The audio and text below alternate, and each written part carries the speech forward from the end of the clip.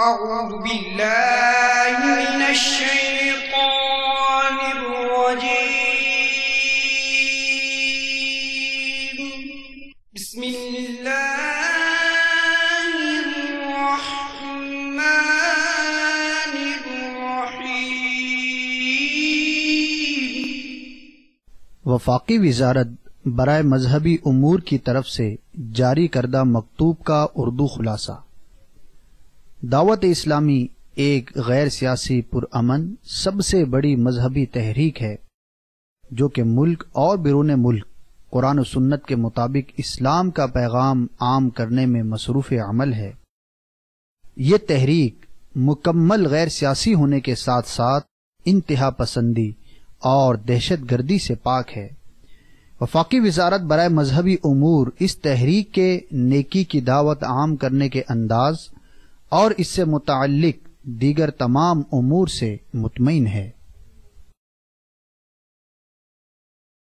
Certificate issued by Ministry of Religious Affairs, Government of Pakistan. To whom it may concern. Dawat-e-Islami is the largest religious, non-political, propagational and peaceful movement of Quran and Sunnah in the country, working for propagation of the message of Holy Quran and Sunnah all over the country as well as abroad. The Jama'at is purely non-political, non-extremist and non-terrorist. Therefore, Ministry of Religious Affairs is satisfactory on their propagation for Islam as well as other activities relates to religion. مال و دولت کی بیجا محبت گناہوں پر اکساتی، در بدر پھراتی، لوٹ مار کرواتی، حتیٰ کہ لاشیں بھی گروا دیتی ہے. مال و دولت کا انبار کتنا ہی بڑا ہو بالآخر بیکار ہو کر رہ جاتا اور انسان موت کے گھاٹ اتر جاتا ہے.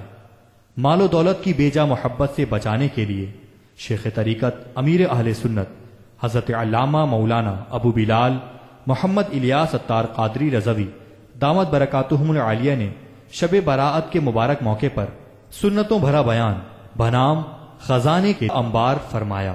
دعوت اسلامی کا اشاعتی ادارہ مکتبۃ المدینہ اس بیان کی VCD مختلف مواقع کے مناظر اور آواز کی مکسنگ کے ساتھ پیش کرنے کی سعادت حاصل کر رہا ہے.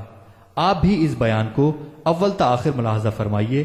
انشاءاللہ عز و جل مال کی بیجا محبت سے بچنے کا ذہن بنے گا. صلو علی الحبیب صلی اللہ تعالی علی محمد. الحمدللہ رب العالمین والصلاة والسلام علی سید المرسلین. اما بعد فاعوذ باللہ من الشیطان الرجیم. بسم اللہ الرحمن الرحیم. الصلاة والسلام علیک یا رسول اللہ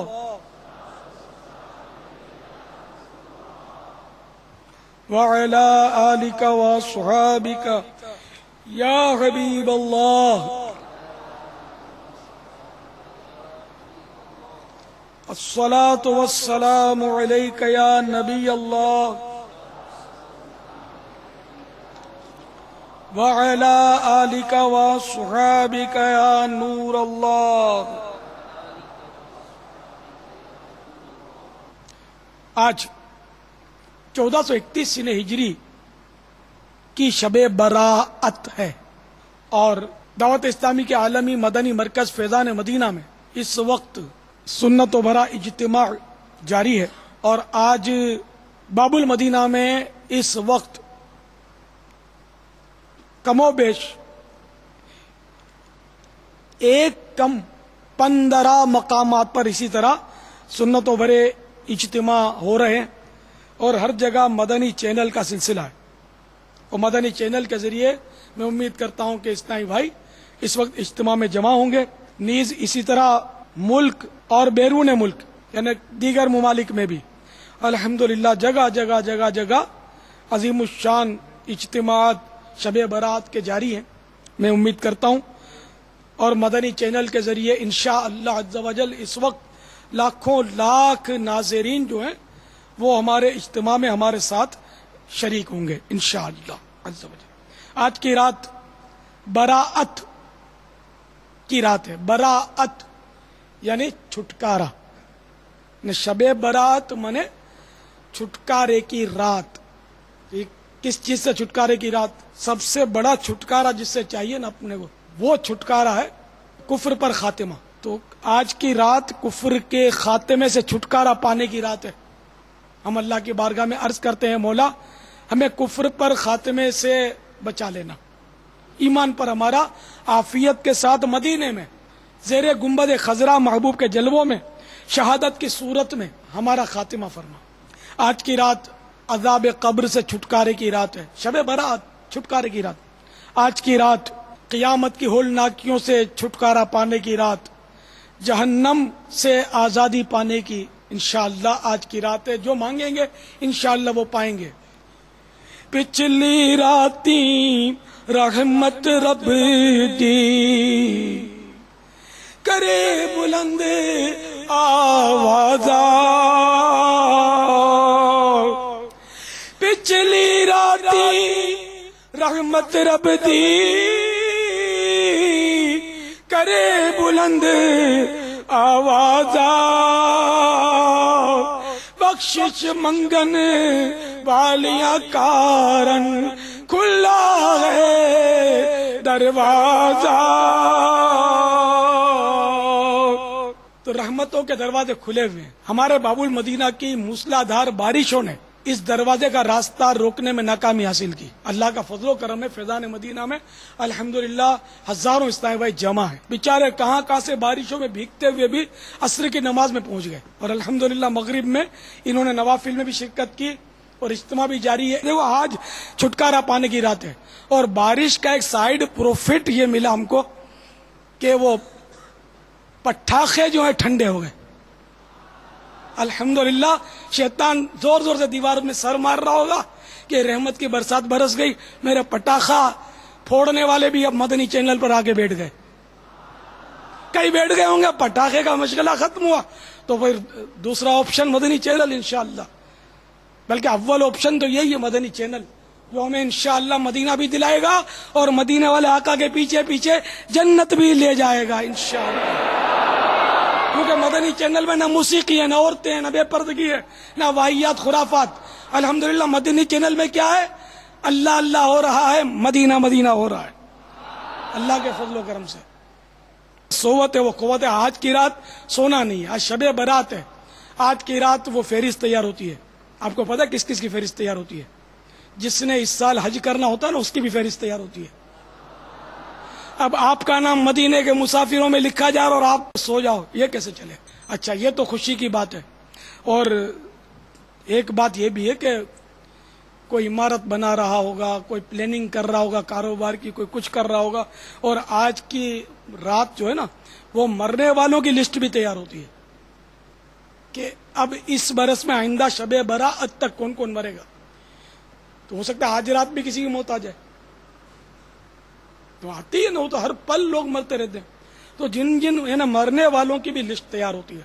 تو یہ بڑا جوخم والا معاملہ ہے. صلو علی الحبیب صلی اللہ تعالی علی محمد. سلطان دو جہان مدینے کے سلطان رحمت عالمیان سرور ذیشان صلی اللہ تعالی علیہ وآلہ وسلم کا فرمان جنت نشان ہے. جو مجھ پر جمعہ کے دن اور رات 100 مرتبہ درود شریف پڑھے، اللہ تعالیٰ اس کی 100 حاجتیں پوری فرمائے گا، 70 آخرت کی اور 30 دنیا کی. اور اللہ تعالیٰ ایک فرشتہ مقرر فرما دے گا جو اس درود پاک کو میری قبر میں یوں پہنچائے گا جیسے تمہیں تحفے پیش کیے جاتے ہیں. بلا شبہ میرا علم، میرے آقا فرما رہے ہیں، بلا شبہ میرا علم میرے وصال کے بعد ویسا ہی ہوگا جیسا میری حیات میں ہے. صلو علی الحبیب صلی اللہ علی محمد. اچھا بوندا باندی سے انشاءاللہ آپ تو گھبراؤ گے نہیں، آپ آ گئے ہو. بوندا باندی اور برسات، یہ ہلکا پھلکا برسات جو ہے انشاءاللہ ہمیں ذکر خدا مصطفیٰ سے نہیں روکے گا انشاءاللہ. تو آئیے میں آپ کو ان عاشقان رسول کا قصہ سناتا ہوں کہ برسات تو کیا، انہوں نے دریا کی طوفانی موجوں میں اپنے گھوڑے دوڑا دیے. چنانچہ امیر المومنین غیظ المنافقین، امام العادلین، متمم الاربعین، خلیفۃ المسلمین، حضرت سیدنا فاروق اعظم رضی اللہ تعالیٰ عنہ کے دور خلافت میں حضرت سیدنا سعد بن ابی وقاص رضی اللہ تعالیٰ عنہ کی سپہ سالاری میں جنگ قادسیہ میں لشکر اسلام نے شاندار کامیابی حاصل کی۔ اس جنگ میں 30,000 مجوسی یعنی آتش پرست موت کے گھاٹ اترے، جبکہ 8,000 مسلمانوں نے جام شہادت نوش کیا۔ قادسیہ کی عظیم الشان فتح کے بعد حضرت سیدنا سعد بن ابی وقاص رضی اللہ تعالیٰ عنہ نے بابل تک آتش پرستوں کا تعاقب یعنی پیچھا کیا اور آس پاس کے سارے علاقے فتح کر لیے۔ ایران کا پایہ تخت کیپیٹل مدائن، جو کہ دریائے دجلہ کے مشرقی کنارے پر واقع تھا، دریائے دجلہ کے مشرقی کنارے پر واقع تھا، یہاں سے قریب ہی تھا۔ امیر المومنین حضرت سیدنا فاروق اعظم رضی اللہ تعالیٰ عنہ کی ہدایت کے مطابق حضرت سیدنا سعد رضی اللہ تعالیٰ عنہ مدائن کی طرف بڑھے۔ آتش پرستوں نے دریا کا پل توڑ دیا اور تمام کشتیاں دوسرے کنارے کی طرف لے گئے۔ اس وقت دریا میں خوفناک طوفان بھی آیا ہوا تھا اور اس کو پار کرنا بظاہر ناممکن نظر آتا تھا۔ دشمن اندھیرے میں تھا، وہ سمجھا کہ اب یہ نہیں آ سکتے، اب تو ہم نے کشتیاں بیٹھا دی، دریا میں بھی طوفان ہے۔ لیکن یہ تو عاشقان رسول تھے، صحابہ کرام تھے، تابعین ان میں شامل ہوں گے۔ اچھا، تو یہ اور ان کے جو سپہ سالار تھے وہ صحابی رسول تھے، اور صحابی رسول بھی وہ جن کو جنت کی بشارت ملی ہوئی تھی، یعنی عشرہ مبشرہ میں سے تھے۔ چنانچہ حضرت سیدنا سعد بن ابی وقاص رضی اللہ تعالیٰ عنہ جب یہ حالت دیکھی تو اللہ کا نام لے کر اپنا گھوڑا دریا میں ڈال دیا۔ دوسرے مجاہدین نے بھی آپ کے پیچھے پیچھے اپنے گھوڑے دریا میں اتار دیے۔ گویا دشت تو دشت ہیں، دریا بھی نہ چھوڑے ہم نے، بحر ظلمات میں دوڑا دیے گھوڑے ہم نے۔ اب دشمنوں نے جب یہ دیکھا کہ ہم لوگ تو جیسے بارشوں سے گھبرا جاتے ہیں، معمولی سی پانی کی ریلی آ جائے تو سٹپٹا جاتے ہیں، بوندا باندی ہمیں گھروں میں دھکیل دیتی ہے، لیکن یہ پتہ نہیں کون سی مخلوق ہے کہ طوفانی موجوں میں یہ اڑتے ہوئے آ رہے ہیں۔ تو جب یہ دیکھ رہے ہیں کہ مجاہدین اسلام دریائے دجلہ کے پھنکارتے ہوئے پانی کا سینہ چیرتے ہوئے مردانہ وار بڑے چلے آ رہے ہیں، تو ان کے ہوش اڑ گئے اور دشمن بے ساختہ چلانے لگے، دیواں آمدند، دیواں آمدند، یعنی دیو آ گئے، دیو آ گئے، بھاگو بھاگو۔ تو یوں کہتے ہوئے کہ دیو آ گئے، دیو آ گئے، سر پر پیر رکھ کر یہ بھاگ کھڑے ہوئے۔ شاہ کسرا، یہ ایران کے جو بادشاہ ہوتے تھے آتش پرستوں کے، ان کا ایک لقب تھا کسرا، یہ سر نیم تھا ان لوگوں کا، جیسے فرعون بھی سر نیم تھا، کافی فرعون ہوئے اس نام کے، نام اور ہوتا تھا لیکن فرعون جیسے ہمارے یہاں بھی سر نیم ہوتے ہیں۔ تو بہرحال یہ کہ وہ کسرا جو اس وقت کا بادشاہ تھا یا مر چکا تھا خبر نہیں، تو اس کا بیٹا جو یزد گرد، وہ اپنا حرم یعنی گھر کی عورتیں، حرم کے ایک معنی ہے گھر کی عورتیں، اور خزانے کا ایک حصہ پہلے ہی حلوان بیچ چکا تھا۔ اب خود بھی مدائن جو کہ ان کا کیپیٹل تھا، دارالخلافہ تھا، پایہ تخت، تو خود بھی مدائن یعنی اپنے پایہ تخت کے در و دیوار پر حسرت بھری نظر ڈالتا ہوا بھاگ نکلا۔ حضرت سیدنا سعد بن ابی وقاص رضی اللہ تعالیٰ عنہ مدائن میں داخل ہوئے تو ہر طرف عبرت ناک سناٹا چھایا ہوا تھا۔ کسرا کے پرشکوہ محلات، دوسری بلند و بالا عمارات اور سر سبز و شاداب باغات زبان حال سے دنیا دوں یعنی اس حقیر و ذلیل دنیا کی بے ثباتی یعنی ناپائیداری کا اعلان کر رہے تھے۔ یہ منظر دیکھ کر بے اختیار حضرت سیدنا سعد بن ابی وقاص رضی اللہ تعالیٰ عنہ کی زبان مبارک پر پارہ 25 سورہ دخان کی آیت نمبر 25 تا 29 جاری ہو گئی۔ بڑا عبرت ناک قرآن پاک کا یہ حصہ میں پڑھ رہا ہوں جو 4 آیتوں پر مشتمل ہے، تو بڑے غور سے سنیے، آپ بھی غور کیجئے۔ چنانچہ ارشاد ہوتا ہے، کم ترکوا من جنات وعیون وزروع ومقام کریم ونعمة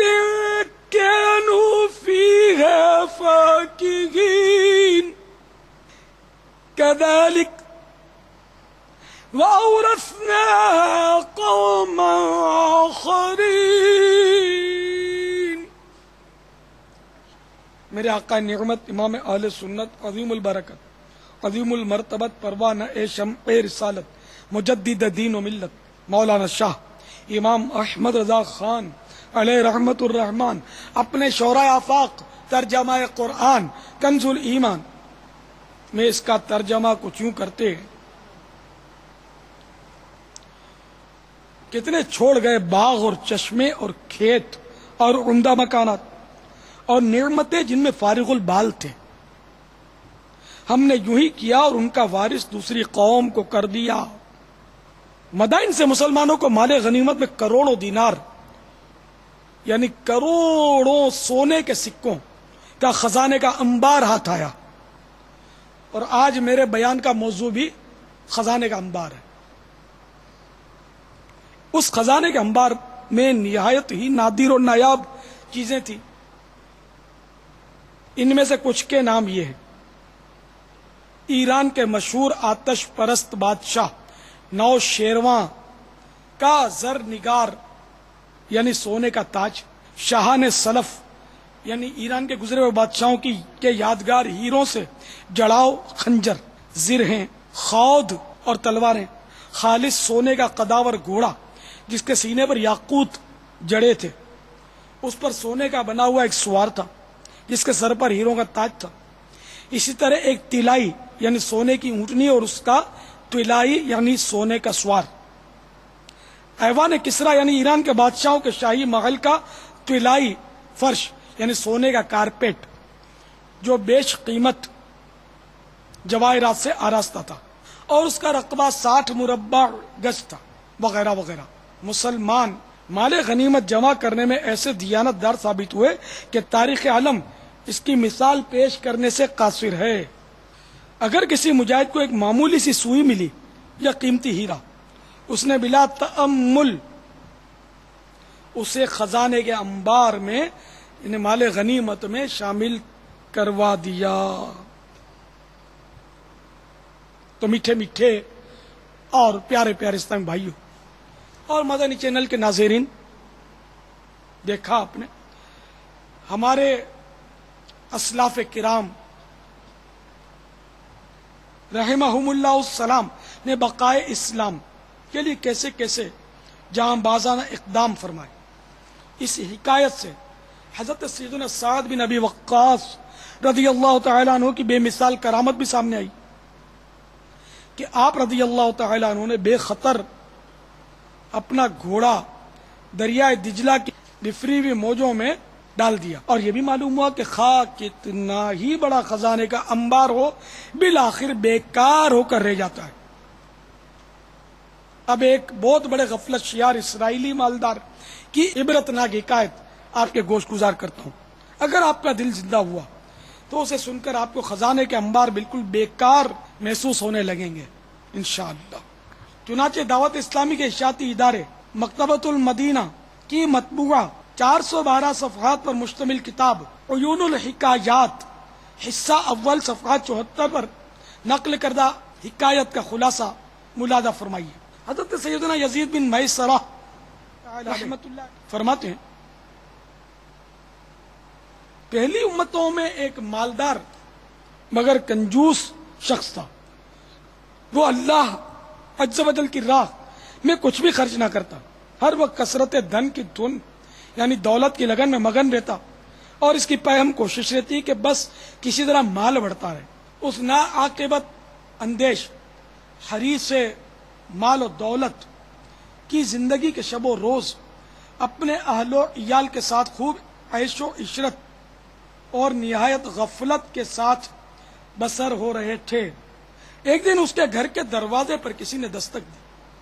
اس غافل دولت مند کے غلام نے دروازہ کھولا تو سامنے ایک فقیر کو پایا۔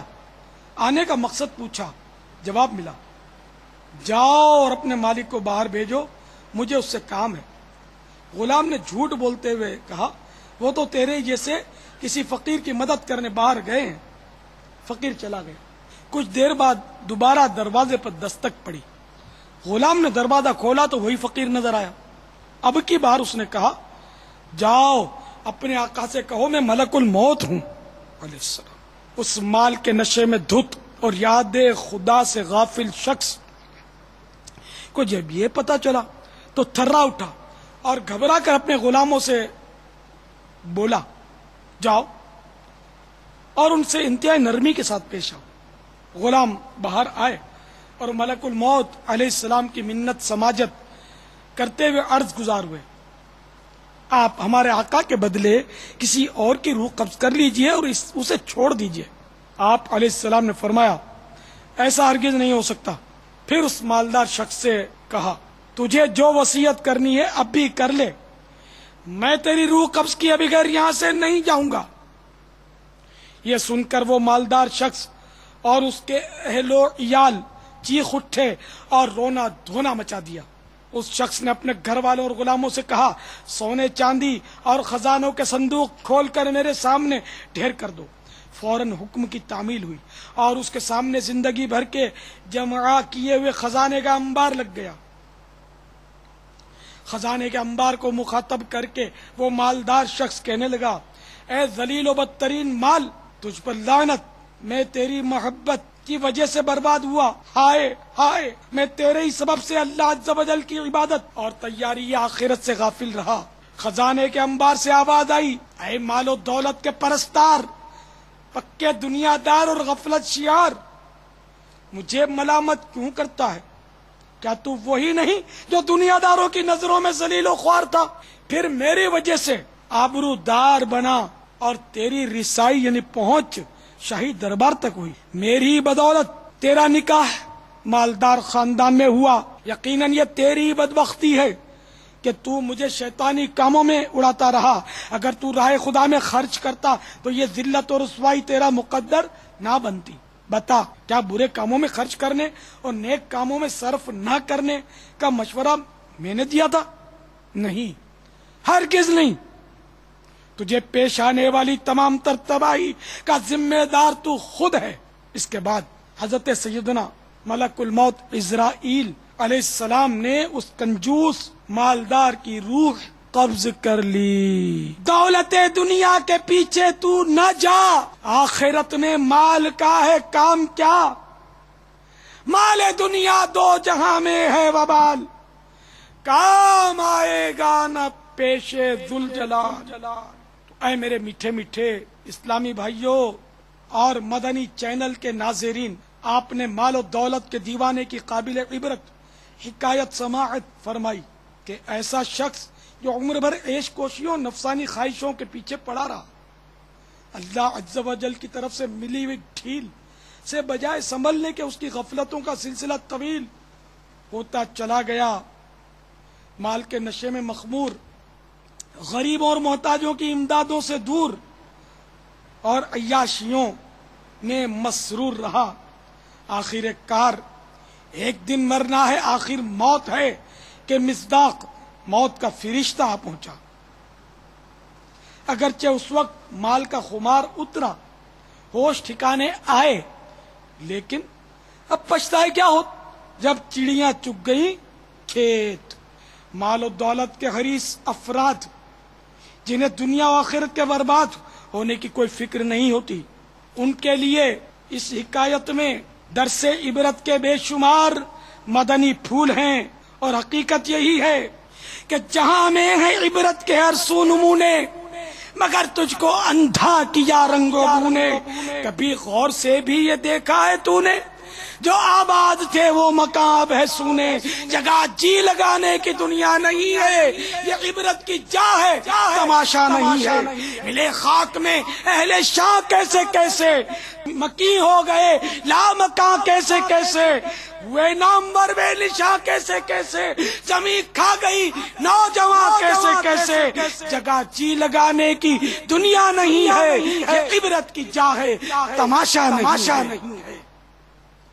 اجل نے نہ کسرائی چھوڑا نہ دارا، اجل مانی موت، اجل نے نہ کسرائی چھوڑا نہ دارا، اسی سے سکندر سا فاتح بھی ہارا، ہر ایک لے کے کیا کیا نہ حسرت سدھارا، پڑا رہ گیا سب یوں ہی ٹھاٹ سارا، جگہ جی لگانے کی دنیا نہیں ہے، یہ عبرت کی جا ہے تماشا نہیں ہے۔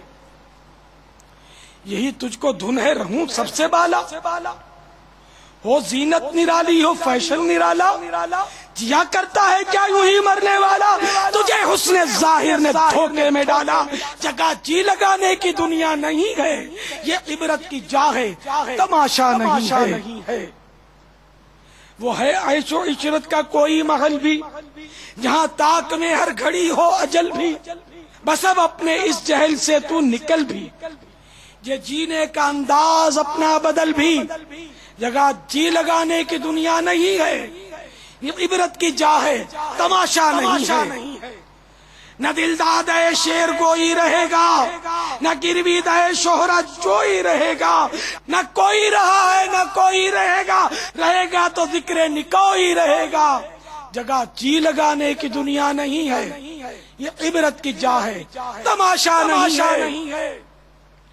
جب اس بزم سے اٹھ گئے دوست اکثر، اور اٹھتے چلے جا رہے ہیں برابر، یہ ہر وقت پیش نظر جب ہے منظر، یہاں پر تیرا دل بہلتا ہے کیوں کر، جگہ جی لگانے کی دنیا نہیں ہے، یہ عبرت کی جا ہے تماشا نہیں ہے۔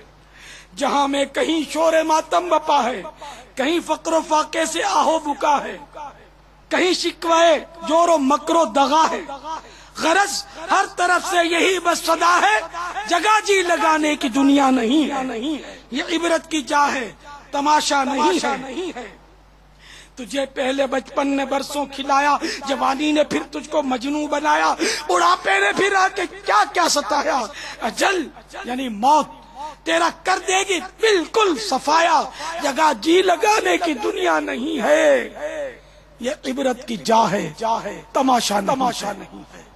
بوڑھاپے سے پا کر پیام قضا بھی، یہ اب بوڑھوں کو شاعر جو ہے وہ نصیحت کر رہا ہے اور اس کو جگا رہا ہے، کیونکہ 60 سال جو ہے نا، 60 سال میں آدمی پورا بوڑھا ہو جاتا ہے۔ مفتی احمد یار خان نعیمی رحمۃ اللہ نے لکھا ہے 60 سال کا آدمی پورا بوڑھا، تو بڑھاپے کے بعد ظاہر ہے کہ لوٹ کر جوانی آتی نہیں ہے، بڑھاپے کے بعد موت اور موت، اور پھر بھی اگر بندہ نماز نہ پڑھے، غفلتوں کا شکار رہے، دولت کا حریص رہے، مال کے چکر میں رہے، اور پھر اس طرح موت سے گلے ملے تو کتنی بدنصیبی ہے۔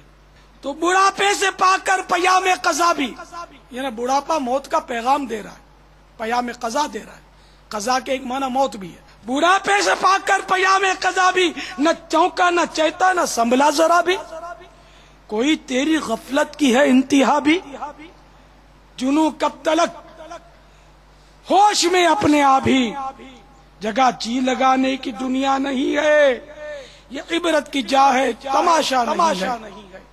یہ فانی جہاں ہے مسلمان تجھ کو کرے گی یہ دنیا پریشان، تجھ کو پھنسا دے گی مرقد میں نادان، تجھ کو کرے گی قیامت میں حیران، تجھ کو جگہ جی لگانے کی دنیا نہیں ہے، یہ عبرت کی جا ہے تماشا نہیں ہے۔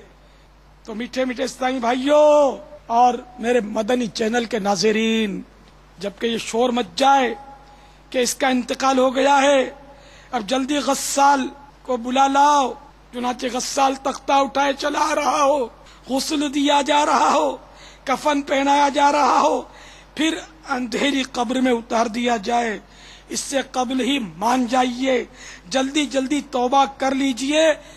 اور آج تو شب برات ہے، چھٹکارے کی رات ہے، قبولیت توبہ کی شب ہے، ابھی توبہ کا وقت ہے، کر لے توبہ، رب کی رحمت ہے بڑی، کر لے توبہ، رب کی رحمت ہے بڑی، قبر میں ورنہ صدا ہوگی کڑی۔ تو اے میرے اسلامی بھائیوں اور مدنی چینل کے ناظرین، میں آپ سب کو گواہ کر کے توبہ کرتا ہوں، آج تک میں نے بہت گناہ کیے، میری عمر بھی اب تو بڑھاپا آ گیا، ہائے بچپن ابھی تک مجھے یاد ہے، لڑکپن یاد ہے، جوانی کی مستیاں یاد ہیں، سارے ادوار گزر گئے، اب بڑھاپے کی دہلیز پر قدم ہی نہیں رکھا، بڑھاپے کی منزل پر پہنچ گیا، 60 سال گزار چکا، اب بونس میں جا رہا ہوں. ہائے اندھیری قبر منہ کھولے منتظر ہے، کیا ہوگا؟ اگر ایمان سلامت نہ رہا تو کیا بنے گا؟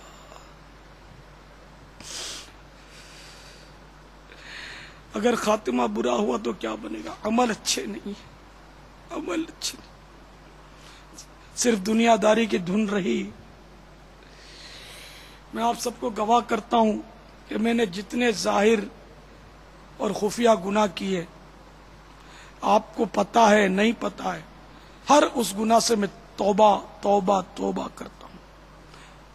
اے اللہ تو بھی گواہ رہنا، میں توبہ کرتا ہوں. یا مصطفیٰ میرا ایمان ہے کہ آپ بھی اللہ کی عطا سے مجھے دیکھ رہے ہیں، آپ بھی گواہ ہو جائیے. میں توبہ کرتا ہوں، آپ کی بہت نافرمانیاں کی، میں اس سے بھی معافی طلب کرتا ہوں، مجھے معاف کر دیجیے. یا اللہ میری توبہ قبول کر لے. ہم سب کو توبہ صادقہ، توبہ نصوح نصیب فرما. اے میرے میٹھے میٹھے بھائیوں اور ناظرین، آپ سب بھی توبہ کیجئے. میں جس طرح کہتا ہوں آپ بھی کہتے جائیے. صلو علی الحبیب صلی اللہ علیہ وسلم. یا اللہ آج تک میں نے جتنے بھی چھپے چھپ کر گناہ کیے یا ظاہر گناہ کیے، ان سب سے توبہ کرتا ہوں. یا اللہ میری توبہ قبول کر لے. مولا تجھے سرور کائنات کا واسطہ، شب برات کا واسطہ، اے اللہ تجھے عشرہ مبشرہ کا واسطہ، خلفاء راشدین کا واسطہ، صحابہ کرام کا واسطہ، اہل بیت عظام کا واسطہ، حسنین قریبین کے کا واسطہ، بی بی فاطمہ کا واسطہ، بی بی عائشہ کا واسطہ، امہات المومنین کا واسطہ، مولا شہزادی سکینہ کا واسطہ، مولا کربلا کی مظلومہ بی بی زینب کا واسطہ، بیمار کربلا امام زین العابدین کا واسطہ، الہ العالمین اسیران کربلا کا واسطہ.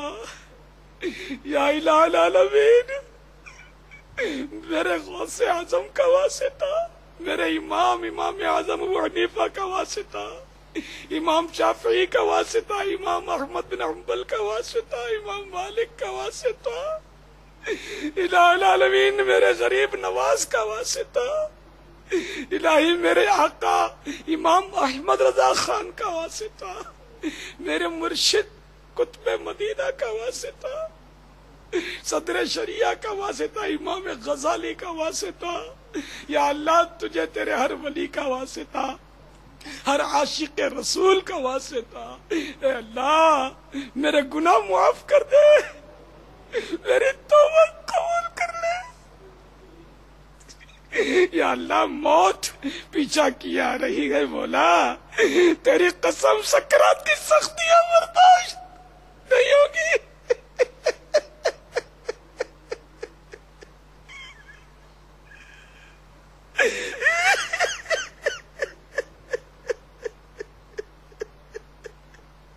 یا اللہ سکرات نزا کی سختیاں برداشت نہیں ہوں گی میرے مولا، تو رحم کر دے میرے مولا.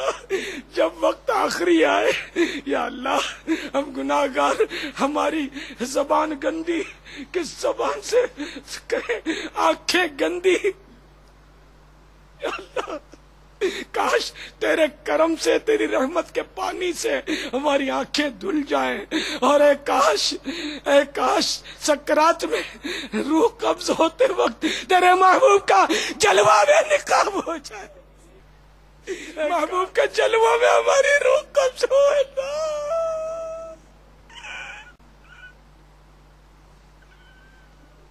یا اللہ تیرے محبوب کے جلوہ میں ہماری روح قبض ہو. قبر میں بھی محبوب کے جلوے لہرا رہے ہوں. یا اللہ بے حساب بے حساب بخش دے، تیری قسم ہم حساب کتاب نہیں رکھتے، یا اللہ ہم حساب دے ہی نہیں سکتے، ہمارے حساب سارا چوکڑی لگی ہوئی ہے کیا، سارا اعمال نامہ گناہوں سے بھرا ہوا ہے۔ الہ العالمین، پچھلا اعمال نامہ سال بھر کا چلا گیا، بند ہو گیا گناہوں سے بھر کر، اب شروع ہوا تو اخلاص کہاں تھا؟ ہم نے کون سی نیکی کی؟ اتنے گھنٹے گزر گئے، اب غفلت میں گئے، بے دلی کے ساتھ جو تھوڑا تھوڑا ہم نے بس وہ اچھوں کی نقل کی، نقل بھی کرنا نہیں آتی۔ یا اللہ ہماری ظاہری حالت پر نہ جا، ہماری باطنی حالت بھی گندی ہے، بس اپنی رحمت پر نظر کر اور ہمیں بے حساب بخش دے۔ آمین بجاہ النبی الامین صلی اللہ تعالی علیہ وآلہ وسلم۔ صلو علی الحبیب صلی اللہ تعالی علی محمد۔ میٹھے میٹھے اسلامی بھائیوں اور مدنی چینل کے ناظرین، یہ حقیقت ہے کہ بعض اوقات کثرت مال و منال سے نواز کر بھی اللہ عز و جل بندے کو آزمائش میں ڈال دیتا ہے، جیسا کہ دعوت اسلامی کے اشاعتی ادارے مکتبۃ المدینہ کی مطبوعہ 1548 صفحات پر مشتمل کتاب فیضان سنت جلد اول صفحہ 682 پر ہے، صحت کی نعمت اور دولت کی کثرت اکثر معصیت میں مبتلا کر دیتی ہے، لہذا جو حسین و شاندار یا خوب جاندار یا زبردست مالدار یا صاحب اقتدار ہو، اس کو خدائے علیم و خبیر عز و جل کی خفیہ تدبیر سے بہت زیادہ ڈرنے کی ضرورت ہے، جیسا کہ حضرت سیدنا حسن بصری علیہ رحمت اللہ القوی فرماتے ہیں، جس شخص پر اللہ عز و جل دنیا میں روزی میں خوب کثرت، فرما بردار اولاد کی نعمت، مال و دولت، حسین صورت، اچھی صحت، منصب وجاہت، عہدہ وزارت یا صدارت یا حکومت وغیرہ کے ذریعے فراخی کرے، مگر اسے یہ اندیشہ نہ ہو کہ کہیں یہ آسائشیں اللہ عز و جل کی خفیہ تدبیر تو نہیں، تو ایسا شخص اللہ عز و جل کی خفیہ تدبیر سے غافل ہے۔ خبردار، خبردار ہے جاندار، خبردار ہے شاندار، خبردار ہے مالدار، خبردار ہے سرمایہ دار، خبردار ہے صاحب اقتدار، خبردار ہے افسر و عہدے دار، رب عزیز و قدیر عز و جل کی خفیہ تدبیر سے خبردار خبردار خبردار، کہیں ایسا نہ ہو کہ ملی ہوئی جانی مالی یا حکومتی نعمتوں کے ذریعے ظلم، تکبر، سرکشی اور طرح طرح کے گناہوں کا سلسلہ بڑھتا رہے، اور کسا کسایا سڈول یعنی خوبصورت بدن اور مال و دھن جہنم کا ایندھن بننے کا سبب بن جائے۔ اس ضمن میں حدیث نبوی علی صاحبہ الصلاۃ والسلام اور آیت قرآنی سنیے اور اللہ عز و جل کی خفیہ تدبیر سے تھرائیے۔ حضرت سیدنا عقبہ بن عامر رضی اللہ تعالی عنہ سے روایت ہے، نبی اکرم نور مجسم رسول محتشم شاہ بنی آدم صلی اللہ تعالی علیہ وآلہ وسلم کا فرمان عبرت نشان ہے، جب تم دیکھو کہ اللہ عز و جل دنیا میں گناہگار بندے کو وہ چیزیں دے رہا ہے جو اسے پسند ہیں، تو یہ اس کی طرف سے ڈھیل ہے۔ اے مالدارو، اے سرمایہ دارو، اے دنیا کے پیچھے خوار در بدر پھرنے والو، ایک بار پھر مسند امام احمد کی حدیث کو سنیے کہ میرے آقا صلی اللہ تعالی علیہ وآلہ وسلم فرما رہے ہیں، جب تم دیکھو کہ اللہ عز و جل دنیا میں گناہگار بندے کو وہ چیزیں دے رہا ہے جو اسے پسند ہیں، تو یہ اس کی طرف سے ڈھیل ہے۔ پھر میرے آقا صلی اللہ تعالی علیہ وآلہ وسلم نے یہ آیت کریمہ یعنی پارہ 7 سورۃ الانعام کی آیت نمبر 44 تلاوت فرمائی۔ فَلَمَّا نَسُوا مَا ذُكِّرُوا بِهِ فتحنا عليهم أبواب كل شيء حتى إذا فرحوا بما أوتوا أخذناهم بغتة فإذا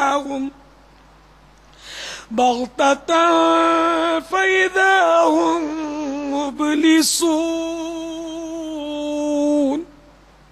میرے آقا نعمت امام اہل سنت عظیم البرکت عظیم المرتبت پروانہ شمع رسالت مجدد دین و ملت مولانا شاہ امام احمد رضا خان علیہ رحمت الرحمن اپنے شہرۂ آفاق ترجمہ قرآن کنز الایمان میں اس کا ترجمہ کچھ یوں کرتے ہیں. یہ بھی ترجمہ سب کان کھول کے سنیے. پھر جب انہوں نے بھلا دیا جو نصیحتیں ان کو کی گئی تھی، ہم نے ان پر ہر چیز کے دروازے کھول دیے،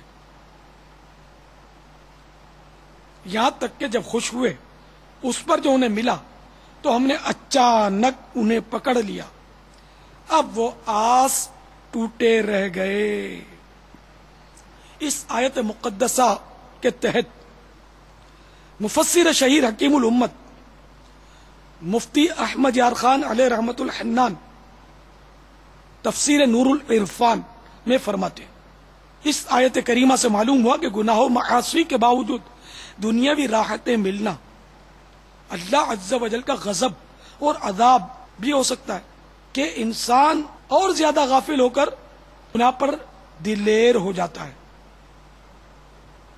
ایک بار پھر اے بے نمازیو آؤ سنو، اے سود کی لون لے کر فیکٹریوں کی داغ بیل رکھنے والوں سنو، اے امپورٹ ایکسپورٹ میں سود کو دخیل کرنے والوں، رشوت سے مال چھڑانے والوں، بلا ضرورت بلا اجازت شرعی رشوت کا استعمال کرنے والوں، داڑھی منڈانے والوں، نمازیں قضا کرنے والوں، رمضان کے روزے نہ رکھنے والوں، رشوتیں دے کر نقشے پاس کروا کر پلازے کھڑے کرنے والوں، دھوکہ دے کر دھوکے سے غلط مٹیریل سے عمارتیں بنانے والوں، لوگوں کی زمینوں پر قبضے کر لینے والوں، ہاریوں کا خون چوسنے والوں، چٹھیاں بھیج کر تاوان طلب کرنے والوں، ڈکیتیاں مارنے والوں، چوریاں کرنے والوں، لوگوں کو دھمکیاں دے کر مال نکلوانے والوں، دھمکی دے کر ٹیلی فون پر پیسوں کا مطالبہ کرنے والوں، دہشت گردیوں کا بازار گرم کرنے والوں، سب کان کھول کر سنو. حکومت کے نشے میں مظلوموں کی آہیں لینے والوں، سب کے سب کان کھول کر سنو کہ اس آیت کریمہ کے تحت مفتی احمد یار خان علیہ رحمت الرحمن فرماتے ہیں اس آیت کریمہ سے معلوم ہوا کہ گناہ و معاصی، معاصی یہ معصیت کی جمع، معصیت مانے نافرمانی، گناہ و معاصی کے باوجود دنیاوی راحتیں ملنا اللہ کا غضب اور عذاب ہے کہ اس سے انسان اور زیادہ غافل ہو کر گناہ پر دلیر ہو جاتا ہے، بلکہ کبھی خیال کرتا ہے کہ گناہ اچھی چیز ہے ورنہ مجھے یہ نعمتیں نہ ملتی. صاحب بولتے ہیں سودی کاروبار کرتے ہیں، سود کے ذریعے مال کماتے ہیں، بولتے ہیں اللہ کا بڑا کرم ہے. دھول کرم ہے، تجھ پر غضب ہے، قہر نازل ہو رہا ہے کہ تو سود کے ذریعے لون لے کر تو کما رہا ہے، رشوتیں دے کر نقشے پاس کر کے آج تیرا پلازا کھڑا ہو گیا، بلڈنگ بن گئی تو قرآن خوانی کر رہا ہے، لیکن تو نے یہ سود کے ذریعے یہ عمارت قائم کی ہے. تو نے کتنوں کے حق نہیں مارے، اس میں غریبوں کو دھکے مار کے نکال کر رشوتیں دے کر یہ پلاٹ خالی نہیں کروایا. اب کہتا ہے اللہ کا کرم ہے. یہ تو پتا چلے گا جب سانس نکلے گی نا، جب دم نکل جائے گا نا، تو یہ تیرے جتنے بھی مطلب ہوا خواہ اور خوشامد خور سب کے سب جب بھاگ جائیں گے نا اور قبر کے گڑھے میں داب کر فرار ہو جائیں گے، تب پتا چلے گا کتنے 200 ہوتے اور اللہ کا کرم بولتے کس کو.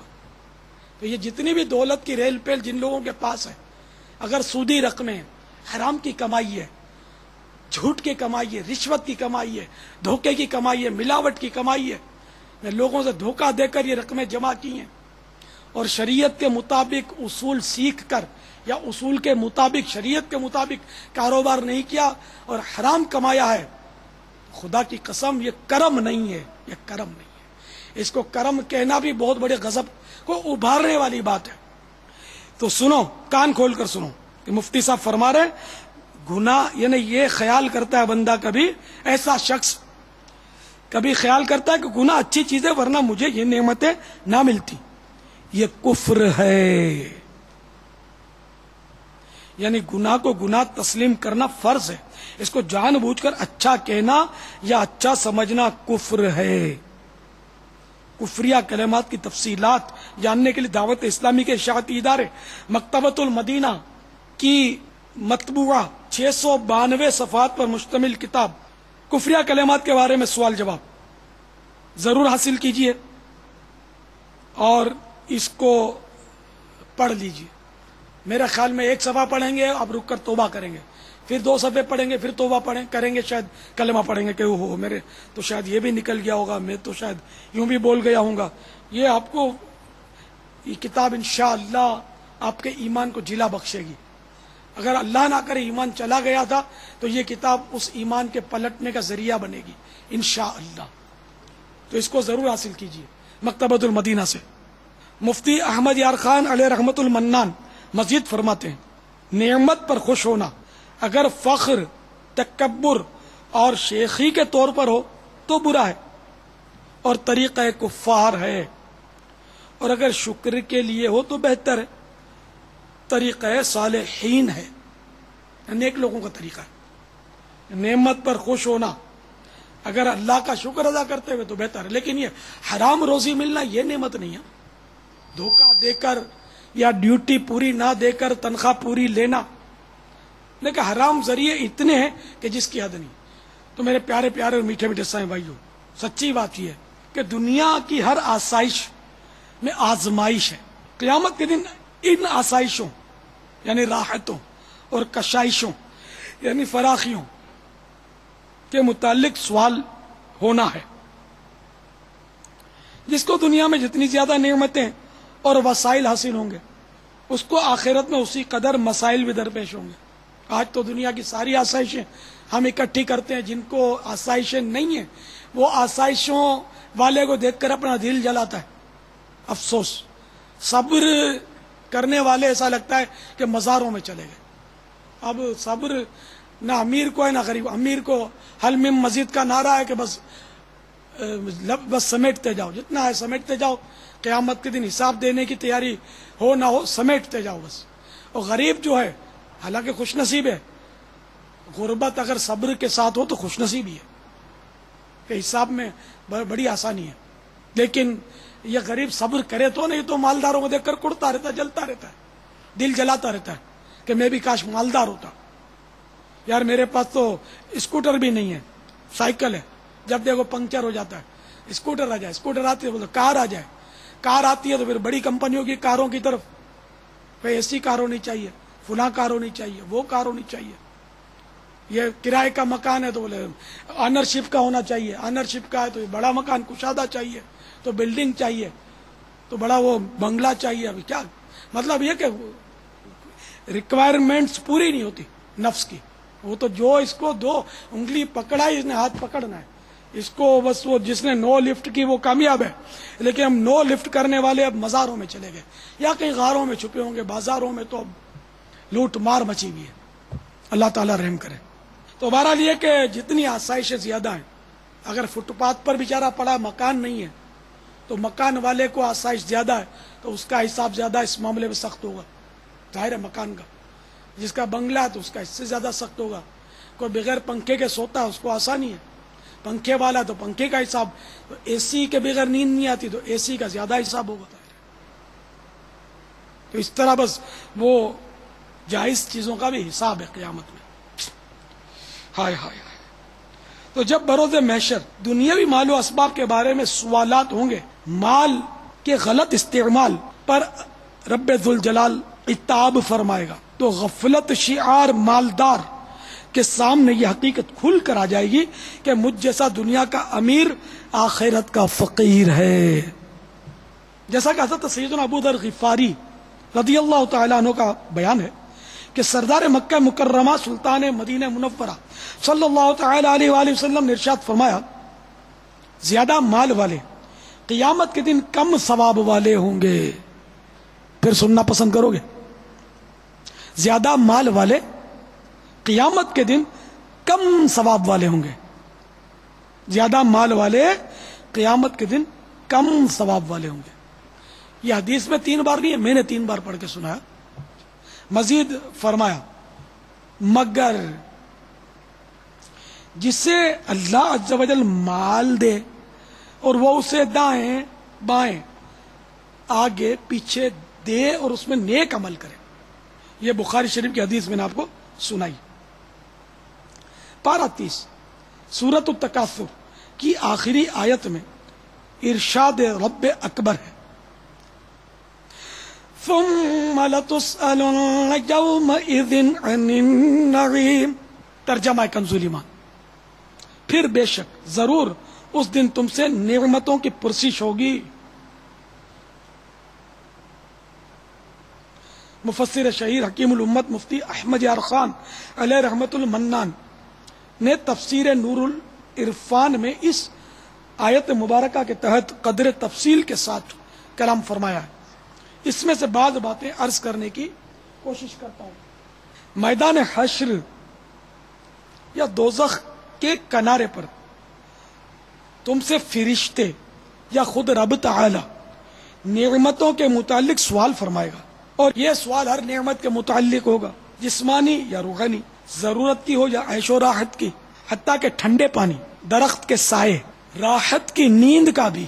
مفتی صاحب مزید فرماتے ہیں بعد موت 3 وقت اور 3 جگہ حساب ہوگا. ہائے، نمبر 1 قبر میں ایمان کا، نمبر 2 حشر میں ایمان و اعمال کا، نمبر 3 دوزخ کے کنارے نعمتوں کے شکر کا. اچھا، نعمت کیا ہے یہ بھی سن لیجئے. فرماتے ہیں بغیر استحقاق یعنی حقداری ہونے کے بغیر جو عطا ہو وہ نعمت ہے. رب کا ہر عطیہ یعنی اس کی طرف سے جو بھی عطا ہوئی وہ نعمت ہے، خواہ جسمانی ہو یا روحانی. اس کی 2 قسمیں ہیں، نمبر 1 کسبی، نمبر 2 وہبی.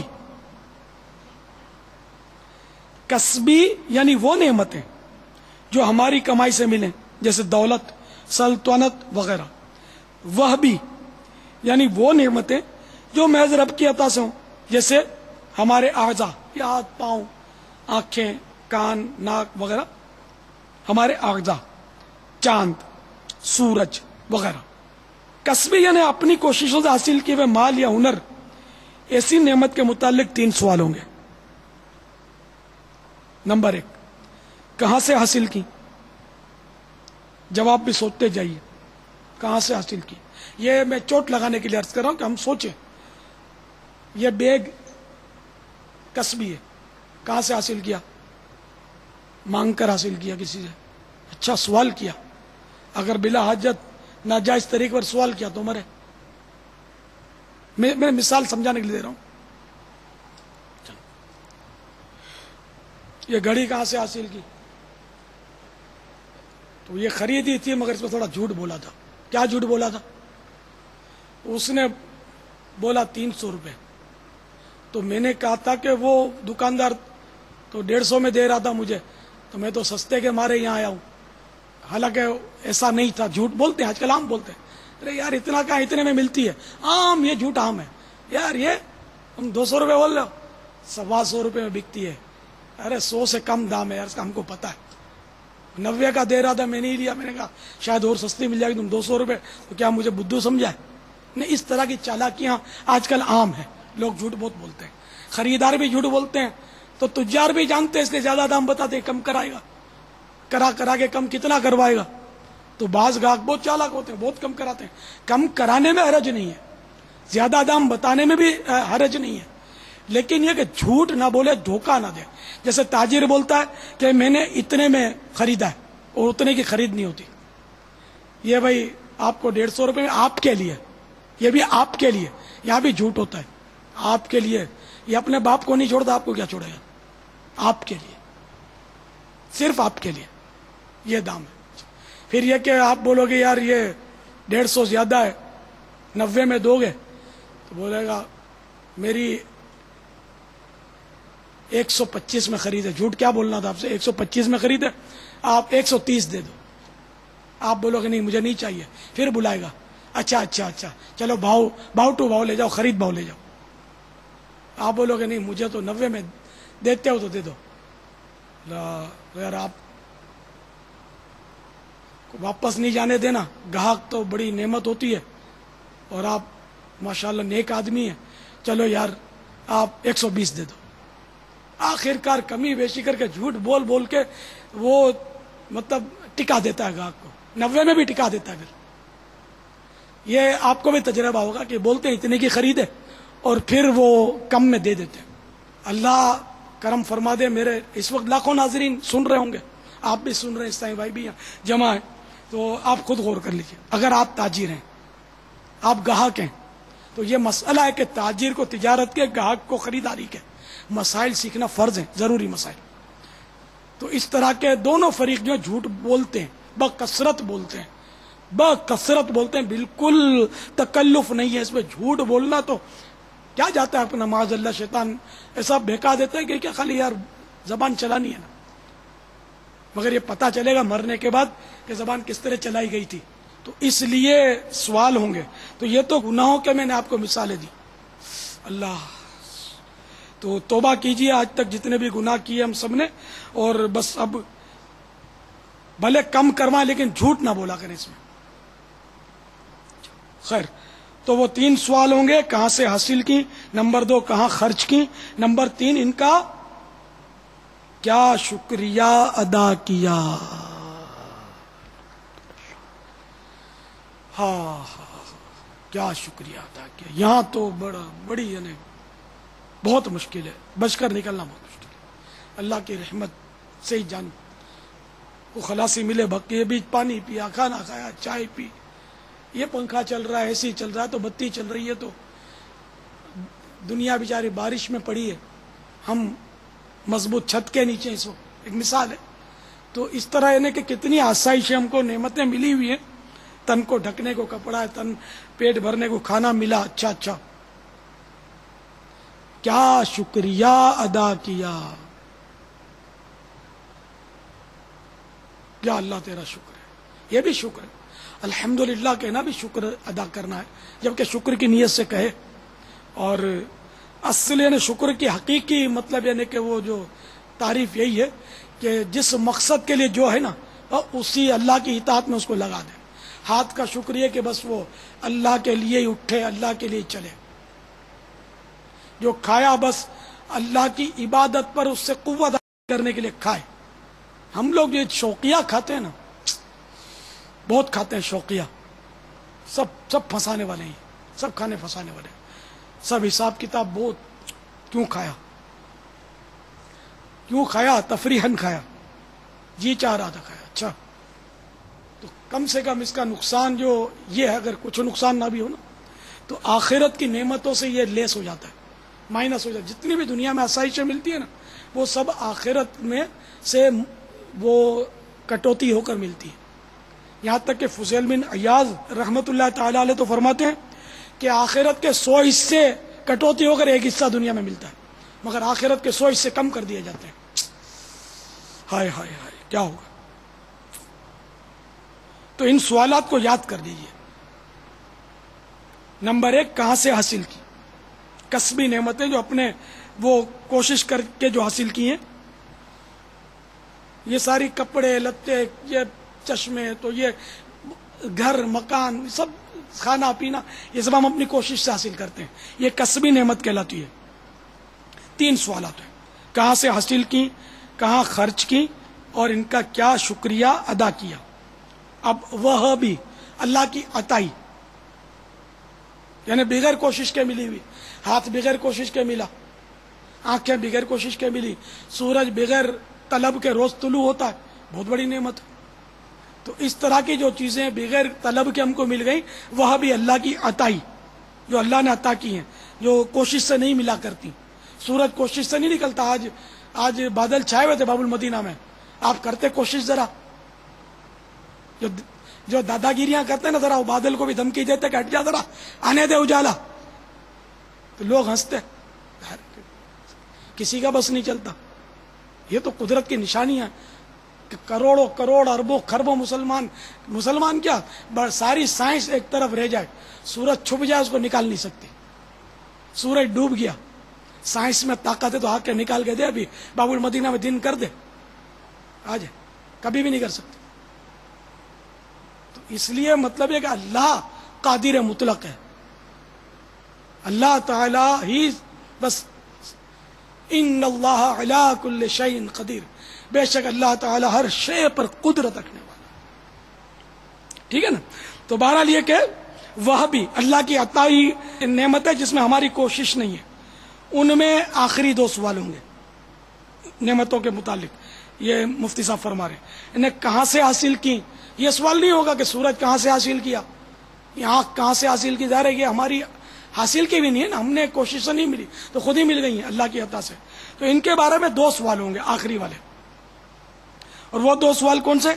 کہاں خرچ کی اور ان کا کیا شکریہ ادا کیا.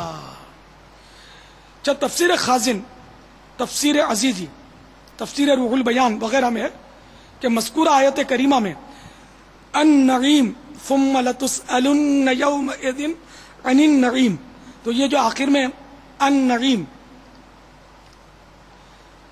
سے نبی کریم علیہ الصلوۃ والسلام کی ذات والا صفات مراد ہے. ہم سے حضور اکرم صلی اللہ علیہ وسلم کے بارے میں سوال ہوگا کہ تم نے ان کی اطاعت کی یا نہیں،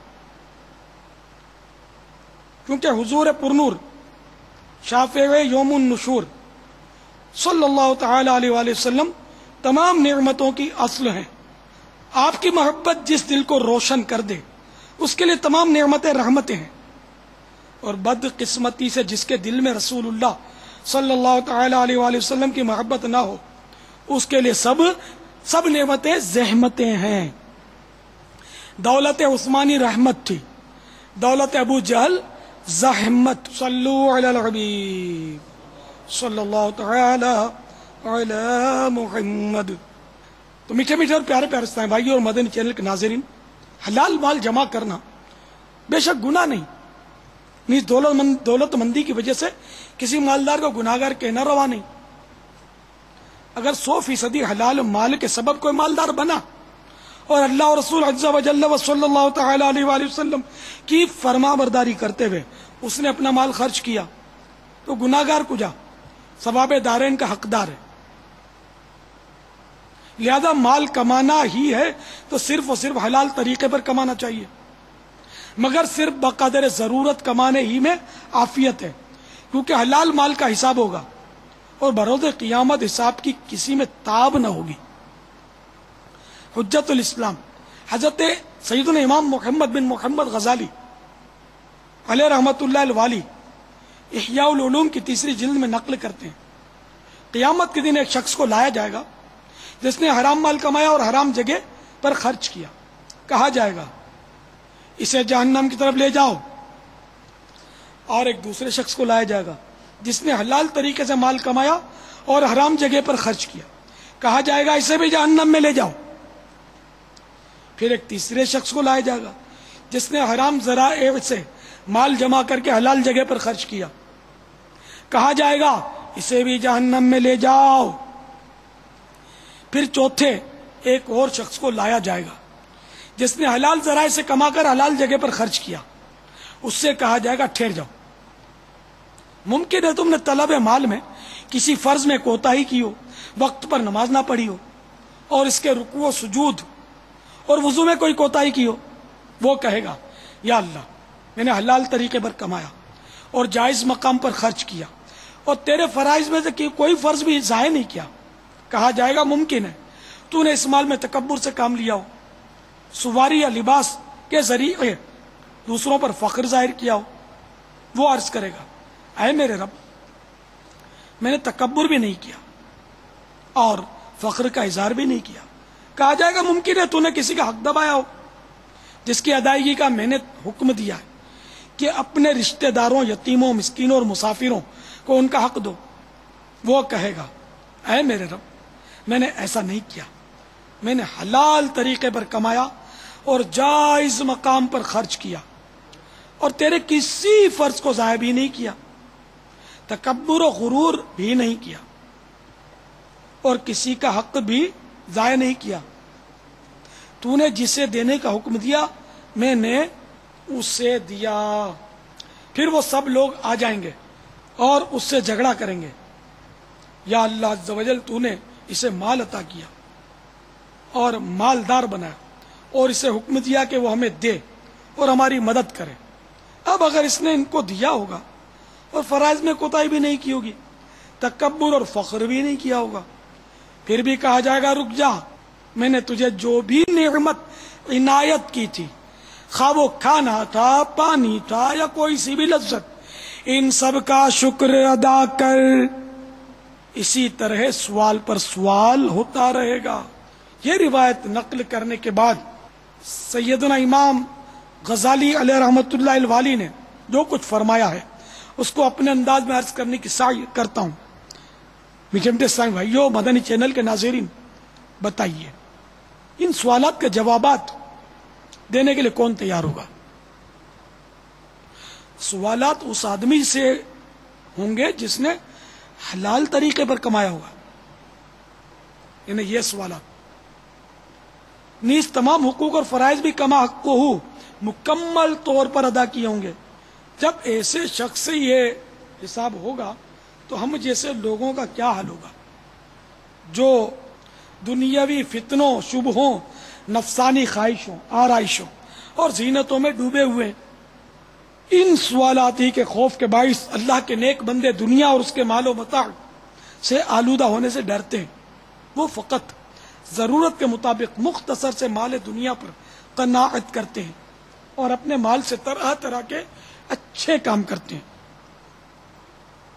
حجت الاسلام حضرت سیدنا امام محمد بن محمد غزالی علیہ رحمۃ اللہ الوالی نیک بندوں کے کثرت مال سے بچنے کی کیفیت بیان کرنے کے بعد عام مسلمانوں کو نیکی کی دعوت دیتے ہوئے فرماتے ہیں، آپ لوگوں کو ان نیکوں کا طریقہ اختیار کرنا چاہیے۔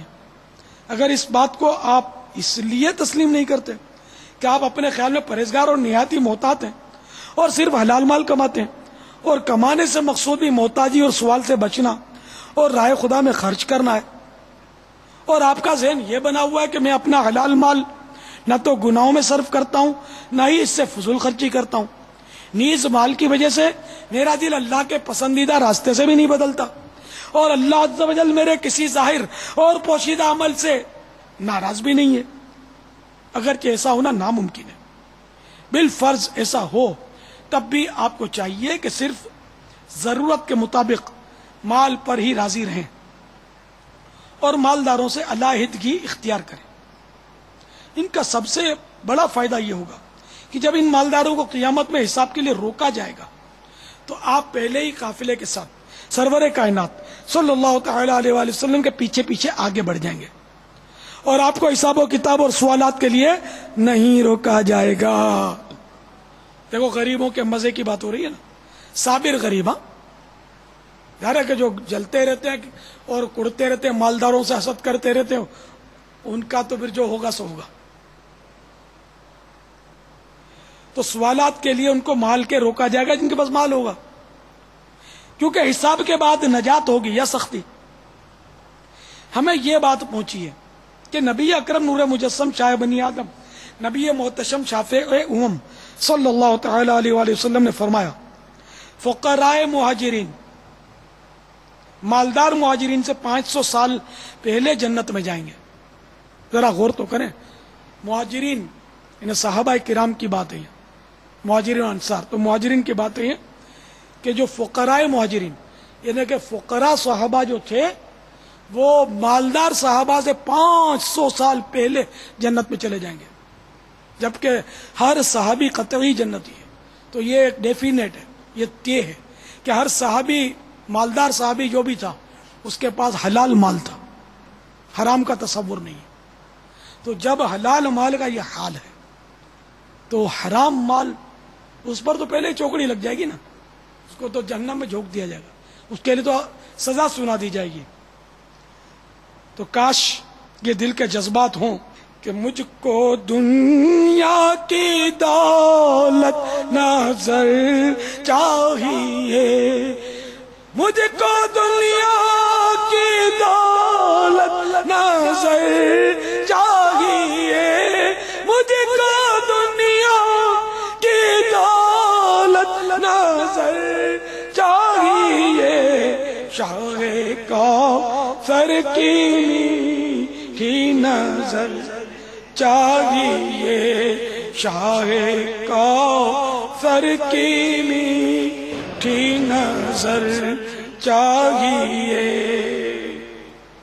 تو میرے پیارے پیارے میٹھے میٹھے اسلام بھائی، خیر جن کو ضرورت ہے ماں باپ کی خدمت کے لیے، بال بچوں کی خدمت کے لیے، ان کے لیے حلال روزی کمانا ضروری ہے۔ ان کو بھوکا مارنا یہ اس کی اجازت بھی نہیں ہے، مگر جن کو جتنی ضرورت ہے اتنا کمائے۔ باقی زیادہ مال کمانے سے نا مال کی محبت بڑھے گی، لمبی لمبی امیدیں بڑھیں گی۔ تو یہ جو منفرد ہے، تنہا اس معاملے میں تنہا ہے کہ اپنی اولاد کے لیے تو جو کچھ دیا لیا رکھا، ان کو عمارت بنا دی، ان کو پلاٹ دلا دیا، ان کو جو بھی ضرورت کی چیزیں تھی دلا دی۔ اپنے لیے جن کی ضرورت نہیں ہے اس سے زیادہ جمع کرنا، جس کی حاجت نہیں، حاجت سے زیادہ جمع کرنا، اس کی پذیرائی نہیں ہے۔ الہاکم التکاثر حتی زرتم المقابر، تمہیں غافل رکھا، یہ قرآن پاک کی آیت ہے، تمہیں غافل رکھا مال کی زیادہ طلبی نے، یہاں تک کہ تم نے قبروں کا منہ دیکھا۔ ہائے مال کر کے چلے جاتے ہیں۔ سیٹھ جی کو فکر تھی ایک ایک کے 10 کیجئے، موت آپ پہنچی مسٹر، جان واپس کیجئے، موت آپ پہنچی کہ مسٹر جان واپس کیجئے۔ تو کاش یہ چند حدیثیں میں عرض کرتا ہوں، ابھی میں اختتام پر لاتا ہوں، بیان کافی طول پکڑتا جا رہا ہے۔ تو فرمان مصطفیٰ صلی اللہ تعالی علیہ وآلہ وسلم ہے، دنیا میں یوں رہ گویا تو مسافر، بلکہ راہ چلتا ہے، راگیر ہے، اور اپنے آپ کو قبر میں سمجھ کر صبح کرے، اپنے آپ کو قبر میں سمجھ کر صبح کرے تو دل میں یہ خیال نہ لا کہ شام ہوگی، اور اپنے آپ کو قبر میں سمجھ صبح کرے تو دل میں یہ خیال نہ لا کہ شام ہوگی، اور شام ہو تو یہ نہ سمجھ کہ صبح ہوگی۔ ہماری تو لمبی لمبی پلاننگ ہوتی ہے، لیکن واقعی ایک تو شام ہوتی ہے جو صبح جس کی نہیں آتی، محتاج آتی ہے۔ اے میرے پیارے پیارے میٹھے میٹھے اسلامی بھائیوں، تو یہ سب احساسات اجاگر کرنے کے لیے، اور حرام مال سے جان چھڑانے کے لیے، اور حلال مال میں بقدر کفایت قناعت کرنے کے لیے، زیادہ مال کی ہائی وہ، اب جیسے جو کاروباری لوگ ہیں، رمضان شریف کی آمد ہے تو اس میں مال کمانے کی زیادہ ان کو دھن ہوتی ہے۔ بعض کاروبار ایسے ہوتے ہیں رمضان میں بہت چمکتے ہیں، تو نہ بیچاروں کو روزوں کی توفیق ہوتی ہے، نہ تراویح نصیب ہوتی ہے۔ بہت سے ایسے ملیں گے، یہ مٹھائیوں والے اور یہ جو وہ سموسے کے مانڈے بناتے ہیں یا اس طرح کی چیزوں والے، ان کو رمضان میں روزے نصیب نہیں ہوتے۔ مجھے تجربہ اس کا، اس لیے عرض کرتا ہوں، شاید ہی کو رکھتا ہو تو کہہ نہیں سکتا، لیکن یہ بہت مشقت کے کام ہے، تو یہ نہیں رکھ پاتے اکثر روزے۔ تو سارا سال تو کماتے ہو یار، ایک مہینہ چھٹی کر لو، آدھا دن کرو، 2-4 گھنٹے کرو۔ سموسے کھائے بغیر بھی رمضان لوگوں کی گزر جائے گی، تم سے لوگ کہاں مطلب مجبور کرتے ہیں ہم کو سموسا کھلاؤ۔ تو یہ ہرس کی وجہ سے رمضان کے روزے گئے، جماعت نماز کی چھوٹ جاتی، گاہک آتا ہے اچھا خاصا جماعت کے لیے اٹھا تھا، واپس بیٹھ جاتا ہے، پہلے گاہک بھوکتا آتا ہے، جماعت نکل جاتی ہے۔ افسوس، کاروبار رمضان میں بعض ایسے ہوتے ہیں جن کا دام بڑھا دیتے ہیں لوگ، بہت سے ایسے کاروبار ہیں۔ اعتکاف کر لو تو بھئی یار ہماری دکانداری ہے، وہ نہیں، چھٹی کام بڑھ جاتا ہے، چھٹی نہیں ہو سکتی، اعتکاف بھی نصیب نہیں ہوگا۔